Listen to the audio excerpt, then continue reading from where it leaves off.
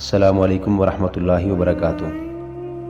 ہم سپاہی یادوں سے مزے حاصل کیا کرتے ہیں۔ عطا الہاشم نے کہا، میں چاہتا ہوں کہ تمہارے ذہن میں بھی تمہارے ماضی کی چند ایک یادیں تازہ کر دوں۔ میں بجائے خود ایک حسین یاد ہوں، لڑکی نے کہا، جس کے ساتھ تھوڑا سا وقت گزار جاتی ہوں وہ ہمیشہ یاد رکھتا ہے۔ میری اپنی کوئی یاد نہیں، اپنے آپ کو حسین نہیں، ایک غلیظ یاد کہو۔ عطا الہاشم نے کہا، مجھے تمہارے جسم سے صلیبیوں کے، سوڈانیوں کے، مسلمانوں کے اور بڑے ہی غلیظ انسانوں کے گناہوں کی بو آ رہی ہے۔ تم میرے قریب آؤ گی تو مجھے متلی آ جائے گی۔ تمہیں کوئی مرد یاد نہیں رکھتا۔ تم جیسی لڑکیوں کے شکاری آج یہاں اور کل وہاں ہوتے ہیں، دوسرا شکار مل جاتا ہے تو پہلے کو بھول جاتے ہیں۔ تمہارا یہ حسن چند دنوں کا مہمان ہے، تم میری قید میں ہو۔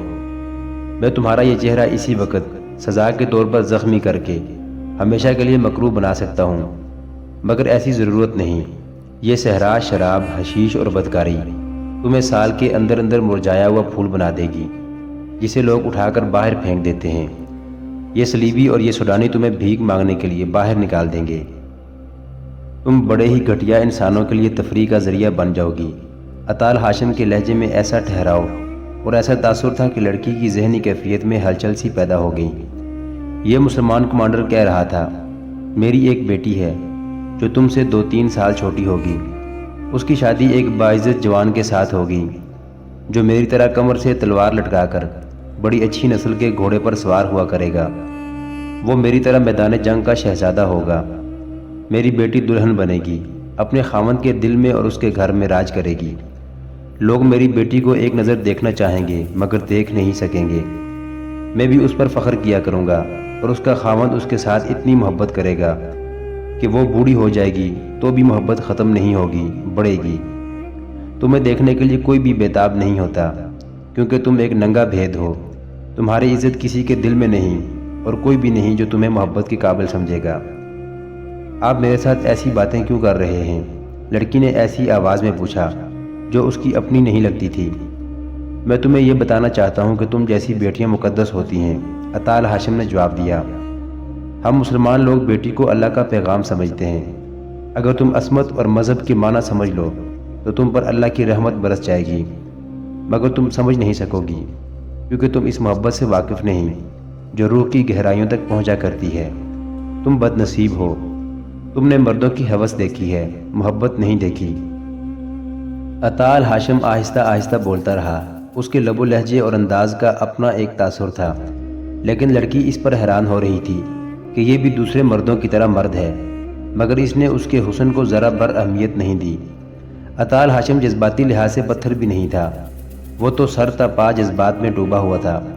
لڑکی نے بےتاب سا ہو کر کہا، آپ کی باتوں میں ایسا نشہ اور خمار ہے جو میں نے شراب اور حشیش میں نہیں پایا۔ مجھے آپ کی کوئی بھی بات سمجھ نہیں آ رہی، لیکن ہر ایک بات دل میں اترتی جا رہی ہے۔ لڑکی ذہین تھی۔ اس قسم کی تخریب کاری کے لیے ذہین ہونا لازمی تھا۔ مردوں کو انگلیوں پر نچانے کی اسے بچپن سے ٹریننگ دی گئی تھی، مگر اس مرد نے اس ناگن کا زہر مار دیا۔ اس نے عطا الہاشم سے بہت سی باتیں پوچھی جن میں کچھ مذہب سے تعلق رکھتی تھی۔ اس کے لہجے اور انداز میں اب پیشہ ورانہ اداکاری نہیں رہی تھی، وہ اپنے قدرتی رنگ میں باتیں کر رہی تھی۔ اس نے پوچھا، مجھے آپ لوگ کیا سزا دیں گے؟ میں تمہیں کوئی سزا نہیں دے سکتا، عطا الہاشم نے کہا۔ کل صبح تمہیں اپنے سالار اعظم کے حوالے کر دوں گا۔ وہ میرے ساتھ کیا سلوک کرے گا؟ جو ہمارے قانون میں لکھا ہے۔ آپ مجھ سے نفرت کرتے ہیں؟ نہیں، میں نے سنا ہے کہ مسلمان ایک سے زیادہ بیویاں رکھتے ہیں، لڑکی نے کہا۔ اگر آپ مجھے اپنی بیوی بنا لیں تو میں آپ کا مذہب قبول کر کے ساری عمر آپ کی خدمت کروں گی۔ میں تمہیں بیٹی بنا سکتا ہوں، بیوی نہیں، عطا الہاشم نے کہا، کیونکہ تم میرے ہاتھوں میں مجبور ہو۔ تم میری پناہ میں بھی ہو اور میری قید میں بھی۔ وہ باتوں میں مصروف تھے۔ لڑکی کا ساتھی مرد 3 سپاہیوں کے نرغے میں لیٹا ہوا تھا، مگر وہ جاگ رہا تھا۔ اس نے عطا الہاشم کو دیکھ لیا تھا کہ وہ لڑکی کو جگا کر لے گیا ہے۔ وہ خوش تھا کہ لڑکی عطا الہاشم کو چکمہ دے کر قتل کر دے گی یا اسے یہاں سے کہیں دور لے جائے گی۔ وہ لیٹا ہوا لڑکی کی واپسی کا انتظار کرتا رہا۔ بہت دیر بعد اس نے سپاہیوں کو دیکھا، وہ بے ہوش ہو کے سوئے ہوئے تھے۔ انہیں بے ہوش ہونا ہی تھا، کیونکہ اس سوڈانی نے شام کے بعد ان سپاہیوں کے ساتھ گپ شپ شروع کر دی تھی اور انہیں ہنستے کھیلتے حشیش پلا دی تھی۔ اس سے حشیش کی ایک پوٹلی تو برآمد کر لی گئی تھی، لیکن اس نے تھوڑی سی حشیش اپنے چوغے میں کہیں سی رکھی تھی۔ وہاں سے نکال کر اس نے 3 سپاہیوں کو پلا دی۔ وہ چونکہ اس نشے کے عادی نہیں تھے، اس لیے بے ہوشی کی نیند سو گئے۔ یہ سوڈانی رات کو بھاگنے کے جتن کر رہا تھا۔ اس نے دیکھا کہ لڑکی اطال ہاشم کے پاس بیٹھی ہوئی ہے اور بہت دیر گزر گئی ہے، تو وہ سمجھا کہ لڑکی اس مسلمان کمانڈر کو دور نہیں لے جا سکی، لہذا اس شخص کو یہیں ختم کر دیا جائے۔ وہ واپس گیا اور سوئے ہوئے سپاہیوں میں سے ایک کی کمان اور ترکش میں 3-4 تیر لے آیا۔ راستے میں چند فٹ اونچی جگہ تھی جس کی اوٹ میں وہ اطال ہاشم کو نظر نہیں آ سکتا تھا۔ وہ اس لیے بھی نظر نہیں آ سکتا تھا کہ اس طرف اطال ہاشم کی پیٹھ تھی۔ لڑکی کا منہ ادھر ہی تھا، لیکن وہ اپنے آدمی کو دیکھ نہیں سکی تھی۔ وہ آدمی تیر و کمان لے کر آیا تو لڑکی کو چاندنی میں اس کا سر اور کندھے نظر آئے، پھر اسے کمان نظر آئی۔ اطال ہاشم اپنی موت سے بے خبر بیٹھا تھا۔ اس کا خنجر نیام میں پڑا ہوا تھا اور نیام قریب ہی رکھی تھی۔ لڑکی نے نیام اٹھا کر خنجر نکال لیا۔ اطال ہاشم جھپٹ کر اس سے خنجر چھیننے ہی لگا کہ لڑکی نے نہایت تیزی سے گھٹنوں کے بل ہو کر اپنے آدمی کی طرف پوری طاقت سے خنجر پھینکا۔ فاصلہ چند گز تھا۔ ادھر سے آہ کی آواز سنائی دی۔ خنجر سوڈانی کی شاہ رگ میں اتر گیا تھا اور اس نے زخمی ہوتے ہی تیر چلا دیا تھا۔ نشانہ چوک جانا ضروری تھا۔ تیر کا زناٹا اطال ہاشم کے قریب سے گزرا اور دھک کی آواز سنائی دی۔ اس نے دیکھا کہ تیر لڑکی کے سینے میں اتر گیا تھا۔ وہ دوڑ کر اس طرف گیا جس طرف خنجر گیا اور تیر آیا تھا۔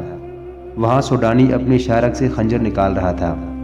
اس نے خنجر نکال لیا اور اٹھا، اس خطرے کے پیش نظر کہ وہ حملہ کرے گا۔ اطال ہاشم نے اچھل کر اس کے پہلو میں 2 پاؤں جوڑ کر مارے۔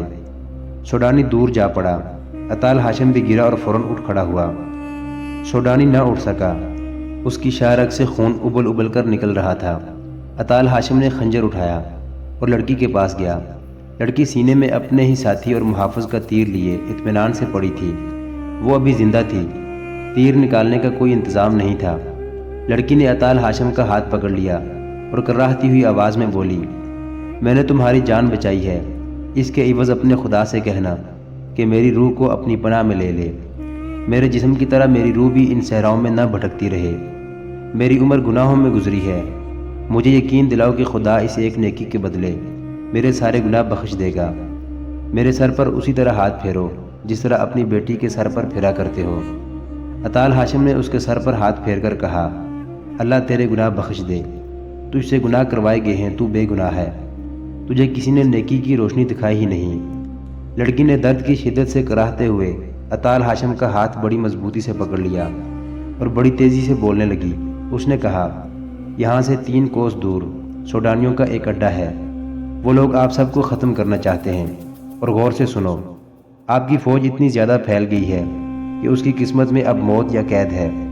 آپ کے ہر ایک کمانڈر اور ہر ایک ٹولی کے پیچھے مجھ جیسی لڑکیاں یا مرد لگے ہوئے ہیں۔ میں اس لڑکی کے ساتھ آپ کے 4 کمانڈروں کو پھانس کر ختم کرا چکی ہوں۔ مصر کی فکر کرو، صلیبیوں نے وہاں بڑے ہی خطرناک اور خوبصورت جال بچھا دیے ہیں۔ آپ کی قوم اور فوج میں ایسے مسلمان حاکم موجود ہیں جو صلیبیوں کے تنخواہ دار جاسوس اور ان کے وفادار ہیں۔ انہیں مجھ جیسی لڑکیاں اور بے پناہ دولت دی جا رہی ہے۔ مصر کو بچاؤ، سوڈان سے نکل جاؤ، اپنے غداروں کو پکڑو۔ میں کسی کا نام نہیں جانتی، جو معلوم تھا بتا دیا ہے۔ آپ پہلے مرد ہیں جس نے مجھے بیٹی کہا ہے۔ آپ نے مجھے باپ کا پیار دیا ہے۔ میں اس کا معاوضہ یہی دے سکتی ہوں کہ آپ کو خطروں سے آگاہ کر دوں۔ اپنے بکھرے ہوئے دستے کو اکٹھا کر لو اور حملہ روکنے کے لیے تیار ہو جاؤ۔ 2-3 دنوں میں آپ پر حملہ ہوگا۔ فاطمیوں اور فدائیوں سے بچو۔ انہوں نے مصر میں بہت سے ایسے حاکموں کے قتل کا منصوبہ تیار کر لیا ہے جو صلاح الدین ایوبی اور اپنی قوم کے وفادار ہیں۔ لڑکی کی آواز ڈوبتی اور رکتی گئی اور ایک لمبے سانس کے بعد وہ ہمیشہ کے لیے خاموش ہو گئی۔ صبح طلوع ہوئی تو اطال ہاشم دونوں لاشوں اور زندہ لڑکی کو ساتھ لے کر تقی الدین کے پاس چلا گیا۔ اسے سارا واقعہ سنایا اور لڑکی کی آخری باتیں بھی سنائیں۔ تقی الدین پہلے ہی پریشان تھا۔ وہ سٹپٹا اٹھا۔ اس نے کہا، اپنے بھائی کی اجازت اور ہدایت کے بغیر میں پسپا نہیں ہونا چاہتا۔ میں نے ایک ذمہ دار ذہین کمانڈر کو کرک بھیجا ہے، اس کی واپسی تک ثابت قدم رہو۔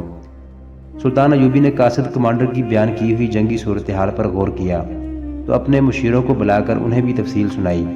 اس نے کہا، بکھری ہوئی فوج کو یکجا کر کے پیچھے ہٹانا آسان کام نہیں، دشمن انہیں یکجا نہیں ہونے دے گا۔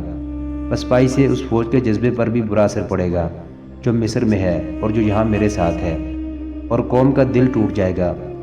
مگر حقائق سے فرار بھی ممکن نہیں، اپنے آپ کو فریب دینا بھی خطرناک ہے۔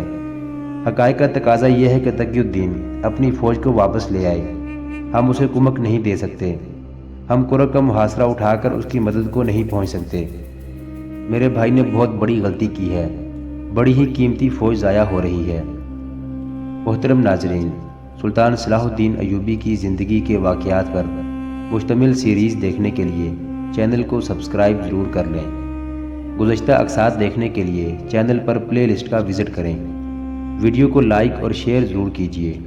کومنٹ باکس میں اللہ اکبر ضرور ٹائپ کریں۔ اللہ آپ کا حامی و ناصر ہو۔